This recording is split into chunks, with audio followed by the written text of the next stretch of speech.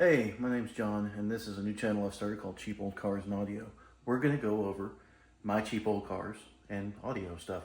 I like speakers, I like old cars. I'm not brand loyal. You'll see a lot of Fords. We got the Mustang back here. Got 4 Mustangs, actually. But yeah, I like anything cool from any brand. Don't really care what country it's from, don't really care what brand, like I said. I just like cool stuff. So this is going to be a new thing for me. I've done some YouTube stuff in the past, some video game stuff. It was small. But what I want to do,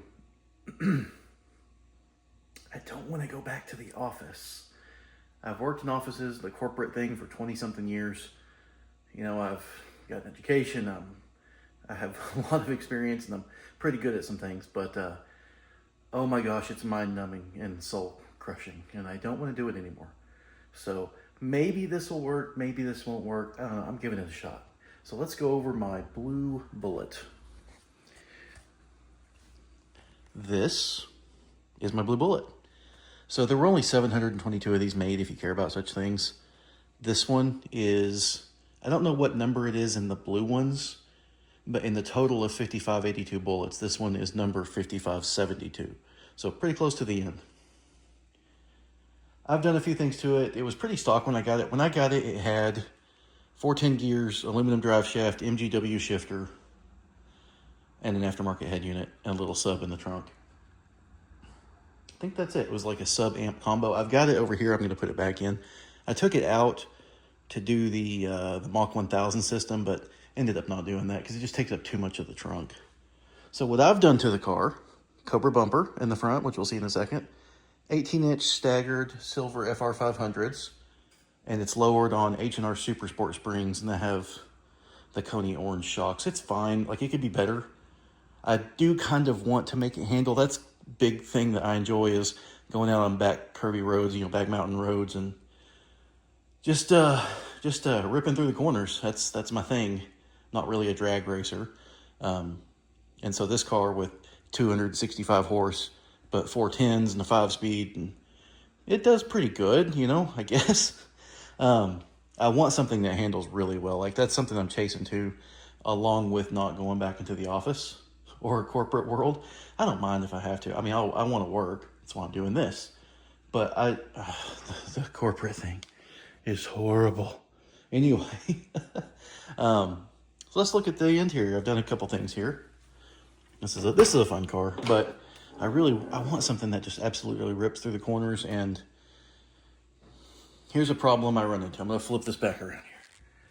I don't know what's good, right? So I've driven some BMWs and I've driven some other things, and I've never driven something that everyone considers to be a really great handling car, right? I just don't have a ton of money.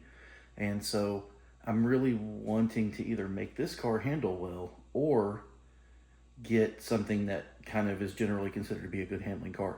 I'm probably going to go C5 Corvette. You can find one $12,000, $13,000.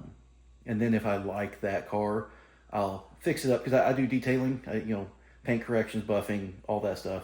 So, and then I do all my own mechanic work as well. So I'll fix the car up a bit, and then if I like it, eventually get a Z06.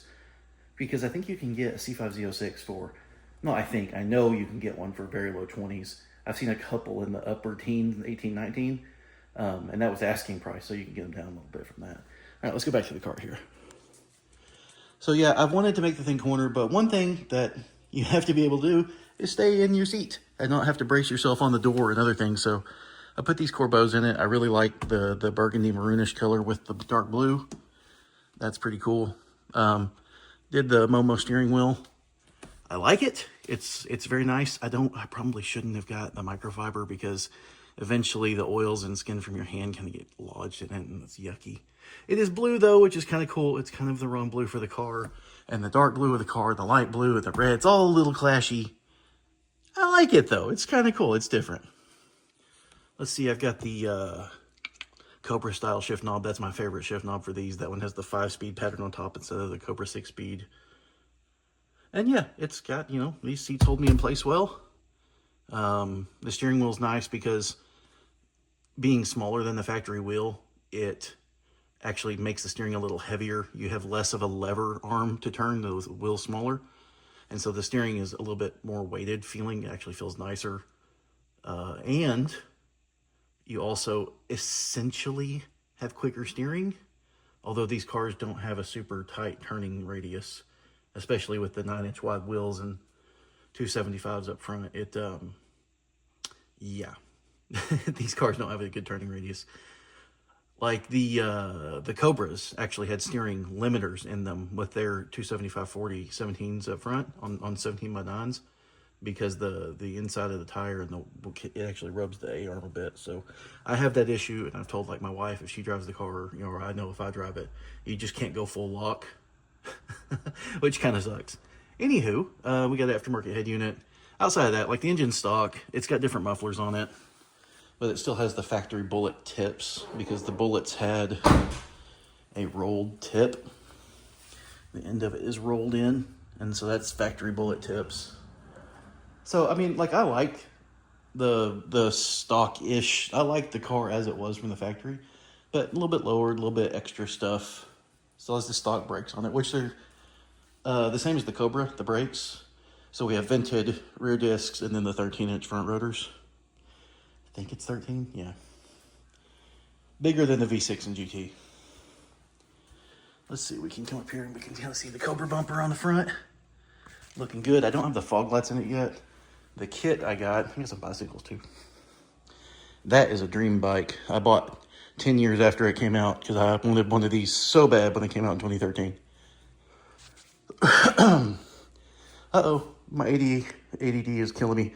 This is a Trek Stash 8. I couldn't remember. But yeah, this was the first of the Stash line, which I think is ended now. I think you can maybe still get Stash frames. I don't know, whatever. But yeah, the car looks good. It's the true blue, which it's not quite coming in on the camera or my screen as good as it is to my eye. To my eye, it's darker than it looks on my screen, and it's almost has just a teeny hint of purple in it, which I love. I love that blue-purple blurple thing. But it's a nice car, and I'm going to do some videos where we go on drives, just out in the curvy roads and stuff, and we'll see how that goes. Pretty soon here, we're going to review, but kind of go over my other cars as well. I'm going to pop the hood on this one too. So the other cars I got, we have a 04 Mach 1 Azure Blue, and it's an auto. It's shared between my wife and I. I, in the past, had a dark shadow gray Mach 1. I really wanted another one, and I wanted blue, but she always wanted a V8 Mustang. She has a V6 Mustang. She always wanted a V8, and I was like, well, let's compromise. So she has a bad knee, can't drive stick. We got an auto blue Mach 1. So I got my blue Mach 1. She got auto V8. We're good. It's not fast because it's an auto. It has the cast crank instead of the forged. Whatever. It's fine. Ain't no thing. So let's pop the hood on this. My garage is a little messy. I'm working on cleaning it, and my brain just goes, hey, let's make a video. You started that channel. Let's do it. There's a sticker in the floor. I don't know how there's an H&R sticker in the floor, which was here, and I took it off. I don't know how it got in there. I don't remember putting it in there. Oh, geez. If you guys watch my channel, you are going to see that I probably need some ADD medicine. Here we go. It's just a clean Bullitt. Got the Bullitt intake manifold. New alternator, because the alternator went out at about 110,000 miles. It's pretty typical for these cars. Maximum Motorsports caster camber plates. Trying to think if there's anything else. No, it's just stock. Just replace parts as they need. I almost said I put a new clutch cable in this one, but I didn't. I put a new clutch cable in my green Bullitt. So the other cars, the blue Mach 1 I already told you about. I have a green 01 Bullitt that is, let's see, what all's done to it? Well, it doesn't matter because that's going to be a different video. It's pretty close to stock though. Does have a different front bumper on it. There's its factory front bumper, and it will eventually be my son's car. I'll let him purchase it for me for a relatively low price. And then we also have my wife's V6 that she bought back in 2004. It's an '02.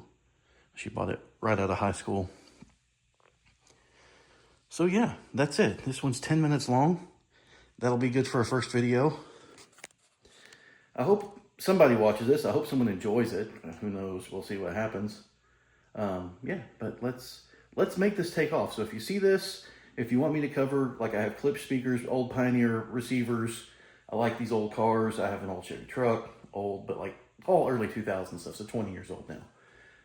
But yeah, that's just going to be some maintaining the cars, modifying them some, driving them, going back on curvy roads and such. I like suspensions and brakes. Not huge on like engine power modifications. I like the engines to be like just dead nuts reliable, and then everything else to be upgraded and better. So yeah, if that's your thing, if you like that, if you think you might want to watch me slowly add to my car collection and build this thing up and maybe not have to go back to the stupid mind-crushing corporate world, give it a like and subscribe, hit the bell, the notification bell, do all the things. Yeah, let's see what we can do here.